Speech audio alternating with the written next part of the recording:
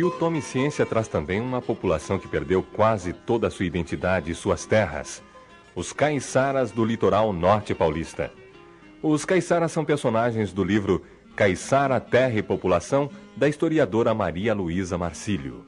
Professora Maria Luísa, o que é o caiçara? Quem é esse caiçara? Como é que ele se caracteriza, assim, num plano mais ideal? Porque normalmente a gente tem a ideia do caiçara como um caipira que mora na praia, que é isso que a gente aprende na escola. Quem é esse caiçara? O caiçara que nós conhecemos hoje é uma parte do que é efetivamente o caiçara. O caiçara, tradicionalmente, desde o século XVII até há bem pouco tempo, era de fato o caipira do litoral. Mas isto quer dizer o seguinte, que ele era um roceiro, tinha sua pequena agricultura de subsistência que ele plantava para o seu gasto, uma parte desse excedente ele vendia no mercado local e também vivia da pesca. Então a pesca era um complemento das suas atividades, mas o fundamental era a agricultura de subsistência. E, eventualmente, ele completava essa produção, não é, e esse consumo com coleta de frutos na mata ao lado onde ele vivia. O que a gente pode dizer do caiçara é que era um camponês típico do Brasil, de todo o litoral brasileiro, naquelas regiões onde não houve a impenetração da agricultura, da grande agricultura escravista e de exportação.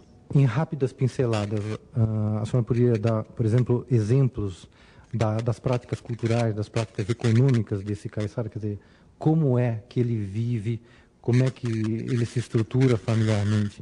O caiçara faz parte de um sistema, né, mais amplo e de um sistema próprio dele, que é do campesinato do litoral brasileiro. A base do trabalho do caiçara era a base do trabalho familiar, não é? Na época da escravidão, eventualmente ele podia complementar esse trabalho familiar quando ele era incompleto com 1, 2 escravos, o que acontecia de vez em quando, mas na verdade era o trabalho familiar a base do seu sistema de vida. Esse sistema de vida, como ele vivia um pouco isolado dos grandes sistemas brasileiros, tanto na época colonial como depois, né, da dependência do Brasil com o comércio externo, esse caiçara, ele pôde desenvolver uma cultura camponesa muito própria. Então, toda uma cultura específica, não é, com um folclore especial dele, foi desenvolvida e no litoral norte paulista ele era extremamente rico, né?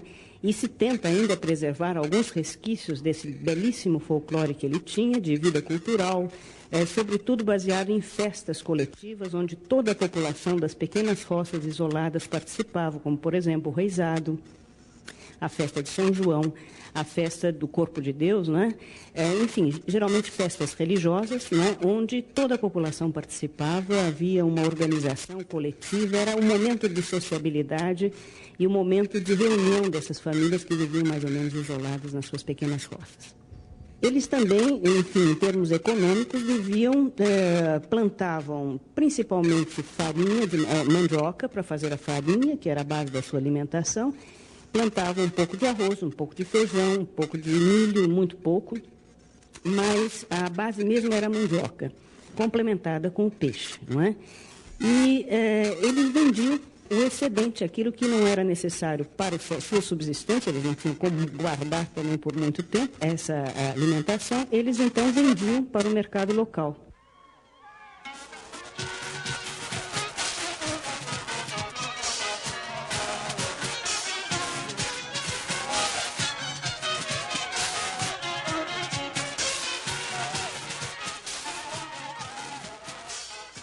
No litoral paulista, especialmente no litoral norte, o confronto cultural entre os caiçaras e os veranistas é algo bastante comum, né? Quem frequenta Rio Santos ou presencia ou vive assim diretamente com os caseiros, com a vizinhança ou com algumas populações mais preservadas, esse tipo de situação.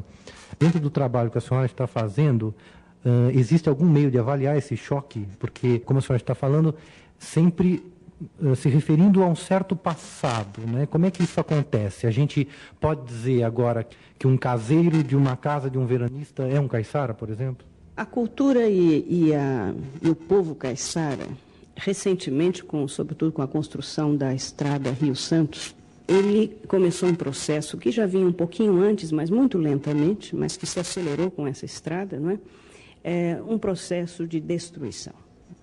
A verdade é que esses caiçaras passaram de grandes proprietários de terras, não é? Passaram a ser empregados dos novos donos das terras que eram deles. Então, o que você vê hoje, com muita frequência, é caiçara antigo, não é? Ou filhos de caiçara, que são caseiros, como você se referiu, caseiros nas suas antigas propriedades, de casas de grandes capitalistas ou de pessoas, enfim, que fizeram suas residências lá em Ubatuba e que a terra, em grande parte, que era habitada, era trabalhada dentro do sistema de agricultura, de subsistência, da roça, etc., hoje, em grande parte, são terras absolutamente vazias durante a maior parte do ano. O caiçara continua, mas como empregado espoliado, ou então, o que é mais trágico, ele passou a ser favelado em algumas áreas fora das suas áreas de propriedade, de convivência, de cultura antiga, algumas poucas áreas de Ubatuba, por exemplo, ou de outras áreas que foram reservadas bem no interior das terras, em áreas bem as piores possíveis, que foram reservadas para essa população que ficou solta, que ficou, não é, fora do seu hábitat, da sua cultura, do seu sistema, das suas propriedades, e que foi agora viver em mucambos, em situações extremamente difíceis de vida.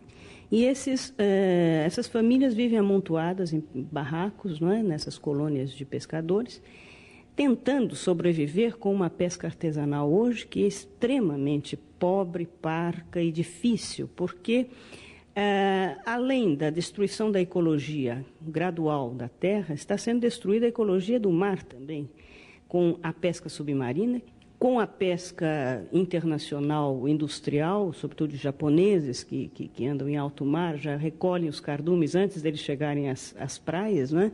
e outras entidades. De maneira que o pescador hoje continua saindo com o seu barquinho, hoje com um motorzinho, mas esse barquinho volta raramente com algum peixe comerciável em quantidade suficiente para a sua subsistência.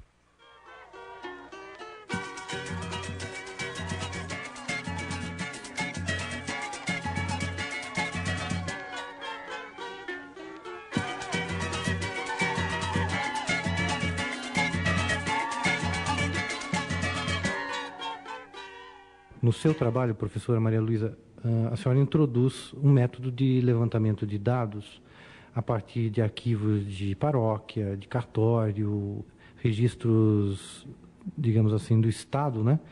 Mas também trabalha com a história oral desses moradores para completar isso tudo e, a partir daí, a metodologia do livro Caiçara, Terra e População. Como é que é essa história de você trabalhar com esses dois elementos, né? Quais são as vantagens e desvantagens disso, uma vez que a gente vive num país onde as populações a maioria delas são semi-alfabetizadas ou nem isso, são analfabetas mesmo. E como é que a gente consegue recuperar a história dessas populações, né, que praticamente parecem que não têm história? O método da demografia histórica e da antropologia histórica associados nos permitiu recuperar, não é, a dinâmica e a estrutura dessas populações através de documentação que existe para a região, isto é, os recenseamentos antigos, coloniais e do século passado, e também dos arquivos de registros de batismos, casamentos e óbitos, os que ainda são guardados nas paróquias da região. Então, além dessa documentação, praticamente não dispunhamos de outra, mas essa documentação nos permitiu a aplicação do método de demografia histórica que reconstrói as famílias e com elas produz quase que uma documentação própria para análises demográficas, antropológicas e históricas de populações com pouco, não é, material histórico para a gente conhecer. Evidentemente que só as estruturas que nos foram reveladas e que são absolutamente inéditas para o Brasil antigo, né, nós tínhamos muita curiosidade de conhecer a vida do dia a dia, o cotidiano dessas populações, que nós inferíamos muito, mas não tínhamos dados concretos para afirmar. Então, daí o recurso à história oral, isto é, as entrevistas que nós ainda pudemos fazer com antigos caiçaras, né, autênticos caiçaras da região, e que nos contaram, não é, da sua maneira, com seu linguajar, nos contaram momentos da sua vida cotidiana, tipo festa de casamento, de um batizado, como era feita a pesca da tainha, que era um acontecimento importante, como eram realizadas algumas festas religiosas ou populares na época, não é? Então isso tudo era contado com muita riqueza, com muito colorido por eles, não é? E nós pudemos então complementar, não é, toda esta informação do passado com todas as informações de viva voz que nós tivemos desses caiçaras. Muito obrigado. Esta foi a professora Maria Luísa Marcílio, historiadora da USP.